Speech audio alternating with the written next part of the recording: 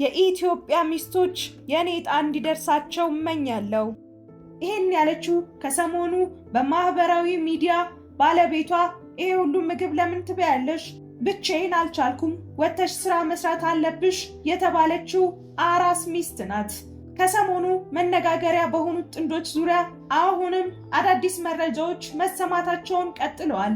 አዲስ አበባ ተወልዶ ያደጉት ዳግማዊት ፍሬውና ሮቤል ኃይለማርያም በፍቅር 10 ዓመታትን በትዳር በመጣመር ደግሞ 4 ዓመታትን በድምሩ 14 ዓመታትን ያስቆጠሩ ጥንዶች ናቸው። በእነዚህ 14 ዓመታትም በብዙ ውጣ ውረድና ፈተና አልፈው ዛሬ ላይ መድረሳቸውን ይናገራሉ። የተዋወቁት አቢሲኒያ የሥነ ጥበብ ትምህርት ቤት ሲሆን ትውውቃቸው ከጓደኝነት ወደ ፍቅር፣ ከፍቅር ደግሞ ወደ ትዳር አድጎ የአንድ ወንድና የአንዲት ሴት ልጅ እናትና አባት ለመሆን በቅተዋል። ከሰሞኑ ፕራንክ በሚል በቲክቶክ በለቀቁት ቪዲዮ ሮቤልን የተመለከቱ የተለያዩ የተቃውሞ አስተያየቶች ሲሰጡ ተመልክተናል። ከነዚህም መሃል እንዴት አብረሹ ትኖሪያለሽ? ሲያስቡ የነበረውን ነው በፕራንክ ያሳበበው። ሁሌ እንደዚህ እያላት ነው የምትኖረው።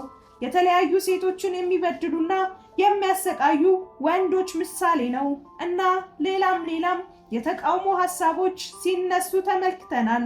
በስራውና ባልጠበቀው የህዝብ አስተያየት የተደናገጠው ሮቤልም የይቅርታ ቪዲዮ መስራቱንም ነግረናችሁ ነበር።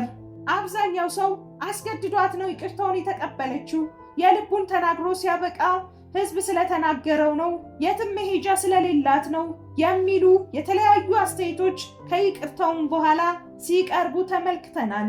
ይህ በእንዲህ እንዳለ ጥንዶቹ በአባይ ቲቪ መቅዲ ሾው ላይ እሁድ እንግዳ መሆናቸውን የሚያሳይ ቪዲዮ ተለቀቀ። ይሄ በራሱ ሌላ አነጋጋሪ ክስተት ሆነ። ትላልቅ የቴሌቪዥን ጣቢያዎች ላይ መቅረብ ከፈለጋችሁ እንደዚህ ልጅ ሁኑ የሚሉ ቢኖሩም የጥንዶቹን ሌላኛውን እውነት ለመስማት የጓጉም ብዙዎች ነበሩ። ሮቤልና ዳግማዊት ከመቅዲ ጋር ባደረጉት ቆይታ ዳግማዊት ለባሏ በተሰጠው ጥሩ ያልሆነ ስያሜና አስተያየት በጣም ቅር እንደተሰኘች ገልጻለች።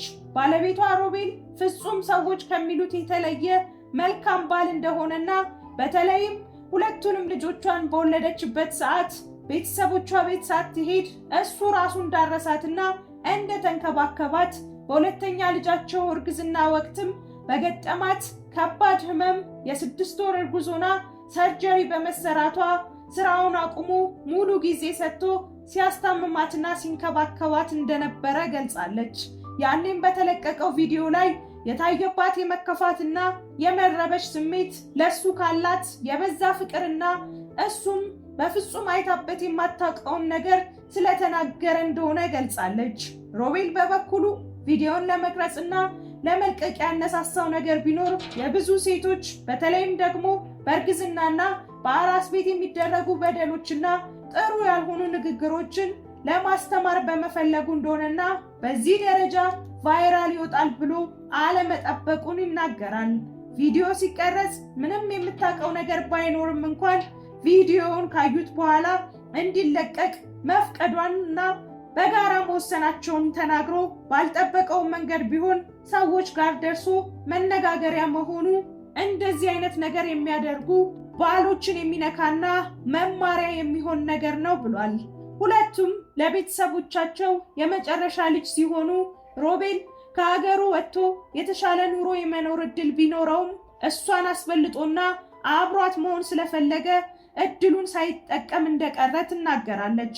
ዳግማዊት ጨምራም በህይወቷ እንደ እናት ሆና ባሳደገቻት ታላቅ እህቷና በባሏ በፍጹም እንደማትደራደር ጥሩ ባል ስላላትም እድለኛ እንደሆነች ትገልጻለች። በድጋሚ መቅዲ ሾው ላይ ተንበርክኮ ህዝቡ በተሳሳተ መንገድ ስለተረዳውና ሚስቱንም ስላስከፋት ይቅርታ ጠይቋታል። ከይቅርታው በኋላ መቅዲ ዳግማዊት ምን እንደተሰማት ስትጠይቃት ብዙ ደስ እንዳላላት ተናግራለች። እኔ ዝቅ እንዲል አልፈልግም፣ ለሱ ይሄ አይገባውም በማለትም ተናግራለች። በአጠቃላይ ጥንዶቹ በማህበራዊ ሚዲያ ከተሰጣቸው ጥሩ ያልሆነ ስሞች በተቃራኒ በጣም የሚዋደዱና በብዙ ውጣ ውረድ አልፎ የመጡ ጥንዶች መሆናቸውን ለማየት ችለናል። ኢትዮ አዲስ ነገር ለጥንዶቹ በለቀቁት አንድ ቪዲዮ የተሰጣቸው ስያሜና ጥሩ ያልሆኑ ያልተገቡ አስተያየቶች ፍርዶችን ይቃወማል። ምንም ነገር ከጀርባ ያለው ሳይታወቅና ሳይመረመር በጅምላ መፍረድ ተገቢም እንዳልሆነ ያምናል። ነገር ግን በየቤቱ በየጓዳው የተለያዩ እናቶችና ሴቶች በባሎቻቸው የሚደርስባቸውን በደል ለመቃወም ህዝቡ ያሳየውን ቆራጥነት በፍጹም አለማድነቅ አይቻልም። ይበል የሚያሰኝ ነው። በማህበራዊ ሚዲያ የሚለቀቁ የተለያዩ ፕራንኮችም ሆነ ማስተማሪያ ቪዲዮዎች ሊያመጡ የሚችሉትን ነገር አስቀድሞ ማሰብና መዘጋጀት ማስተዋልም እንደሚያስፈልግ ኢትዮ አዲስ ነገር ለማሳሰብ ይወዳል። ቸር ቆዩን።